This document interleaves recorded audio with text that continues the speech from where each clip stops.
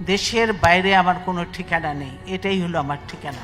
বাংলাদেশের রাজনীতিতে যার নাম উচ্চারিত হলেই প্রতিবাদের সাহস ও আপসীন নেতৃত্বের কথা উঠে আসে, তিনি বেগম খালেদা জিয়া। বাংলাদেশ জাতীয়তাবাদী দল বিএনপির চেয়ারপারসন ও 3 বারের সাবেক প্রধানমন্ত্রী হিসেবে তার রাজনৈতিক জীবন যেমন গৌরবময়, তেমনি কারাবাসে ভরা এক সংগ্রামী ইতিহাসও বটে। তার গ্রেপ্তার ও বন্দি জীবনের ঘটনাগুলো বাংলাদেশের রাজনৈতিক ইতিহাসে গভীরভাবে ছাপ রেখে গেছে। এরশাদ বিরোধী আন্দোলনে ৮০ দশকে 3 বার গ্রেপ্তার হন খালেদা জিয়া। ১৯৮২ সালের ২৪ মার্চ সেনাপ্রধান হুসাইন মোহাম্মদ এরশাদ ক্ষমতা দখল করে দেশের সামরিক শাসন জারি করলে বাংলাদেশের রাজনীতি এক কঠিন সময়ের মুখোমুখি হয়। ওই স্বৈরাশাসনের বিরুদ্ধে বিএনপি ও অন্যান্য রাজনৈতিক দল রাজপথে নামলে সদ্য দলের নেতৃত্বে উঠে আসা খালেদা জিয়া দ্রুত আন্দোলনের অন্যতম প্রধান মুখে পরিণত হন। গণতন্ত্র পূর্ণ প্রতিষ্ঠার দাবিতে আন্দোলনের অংশ হিসেবে কর্মসূচি পালনের সময় তাকে গ্রেপ্তার করা হয়। জীবনে তিনি প্রথমবারের মতন কারাবাস বরণ করেন। এই গ্রেপ্তারের ৮ দিনের মাথায় তাকে মুক্তি দেওয়া হয়। স্বল্প সময়ের এই কারাবাসই তাকে সাধারণ মানুষের কাছে প্রতিবাদের প্রতীক হিসেবে প্রতিষ্ঠিত করে।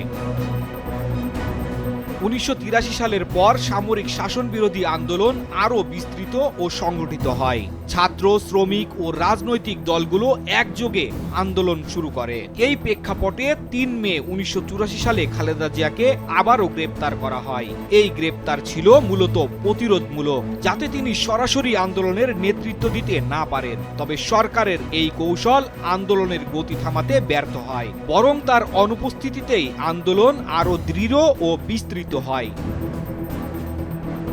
১৯৮৭ সাল ছিল এরশাদ সরকারের জন্য সবচেয়ে সংকটাপূর্ণ সময়। বিএনপি, আওয়ামী লীগ সহ বিভিন্ন রাজনৈতিক দল একযোগে গণ আন্দোলনের ডাক দেয়। দেশ কার্যত অচল হয়ে পড়ে। গণ আন্দোলনকে নেতৃত্বহীন করার জন্য আবারও ১১ নভেম্বর ১৯৮৭ সালে ঢাকায় বড় ধরনের রাজনৈতিক কর্মসূচির আগে খালেদা জিয়াকে গ্রেপ্তার করা হয়। এই 3টি গ্রেপ্তার মূলত গণতান্ত্রিক যুদ্ধ, তৎকালীন স্বৈরা শাসক হুসাইন মোহাম্মদ এরশাদের বিরোধিতা করার কারণেই হয়েছিল। ২০০৬ সালের পরে রাজনৈতিক অস্থিরতার কারণে সামরিক পৃষ্ঠপোষকতায় তৎকালীন তত্ত্বাবধায়ক সরকার ২০০৭ সালে ক্ষমতায় আসে। ৩ সেপ্টেম্বর ২০০৭ সালে নিজ বাড়ি থেকে গ্রেপ্তার হন খালেদা জিয়া। এ সময় দীর্ঘ ৩৭২ দিন তাকে কারাগারে কাটাতে হয়। ১১ সেপ্টেম্বর ২০০৮ সালে জামিনে মুক্তি পান আপোষহীন এই নেত্রী। 1-11-এর সরকার বেগম খালেদা জিয়ার বিরুদ্ধে একাধিক মামলা দায়ের করে সে সময়। এর মধ্যে উল্লেখযোগ্য ছিল জিয়া অরফানেজ ট্রাস্ট দুর্নীতি মামলা ও জিয়া চ্যারিটেবল ট্রাস্ট দুর্নীতি মামলা। ২০০৭ সালের ৩ সেপ্টেম্বর রাজধানীর ক্যান্টনমেন্ট এলাকা থেকে বেগম খালেদা জিয়াকে গ্রেপ্তার করা হয়। গ্রেপ্তারের পর তাকে সংসদ ভবন সংলগ্ন বিশেষ কারাগারে রাখা হয়।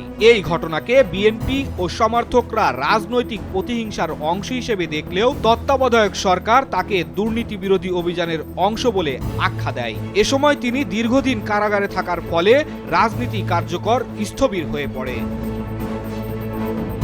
২০১৮ সাল ছিল জাতীয় নির্বাচনের আগ মুহূর্তে উত্তাল রাজনৈতিক সময়।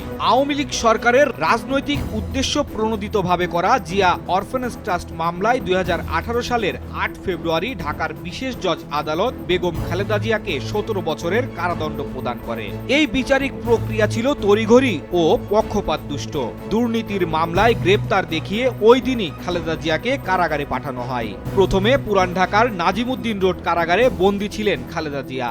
পরে স্বাস্থ্যগত কারণে বঙ্গবন্ধু শেখ মুজিব মেডিকেল কলেজ বিশ্ববিদ্যালয় হাসপাতালে তাকে রাখা হয়। প্রায় দীর্ঘ ২ বছরেরও বেশি সময় তিনি কারাগারে ছিলেন। ২৫ মার্চ ২০২০ তারিখে তাকে শর্ত সাপেক্ষে মুক্তি দেওয়া হয়। তবে এটিও পুরোপুরি মুক্তি নয়। আইনি শর্তে গৃহবন্দী করে রাখা হয় বেগম খালেদা জিয়াকে। ২০২৪ সালের ছাত্র জনতার গণ অভ্যুত্থান পর্যন্ত তাকে রাজনৈতিকভাবে বন্দী অবস্থায় রাখা হয়েছিল। পরবর্তীতে জুলাই বিপ্লবের পর বাংলাদেশের রাষ্ট্রপতির নির্বাহী আদেশে খালেদা জিয়ার দণ্ড মওকুফ করে তাকে মুক্তি দেওয়া হয়। 2024 সালের 27 নভেম্বর খালেদা জিয়া দুর্নীতির সকল মামলায় খালাস পান। 3 বারের সাবেক এই প্রধানমন্ত্রী আপসহীন নেত্রী, যিনি গণতন্ত্রের জন্য সারা জীবন যুদ্ধ করে গেছেন। অনেকের কাছে বেগম খালেদা জিয়া গণতন্ত্রের মা, বাংলাদেশের মা। মঙ্গলবার 30 ডিসেম্বর বাংলাদেশ সময় সকাল 6টায় রাজধানীর এভার কেয়ার হাসপাতালে চিকিৎসাধীন অবস্থায় চিরনিঃশ্বাস ত্যাগ করেন বাংলাদেশের প্রশ্নে যিনি সারা জীবন আপসহীন ছিলেন, সেই আপসহীন নেত্রী বেগম খালেদা জিয়া।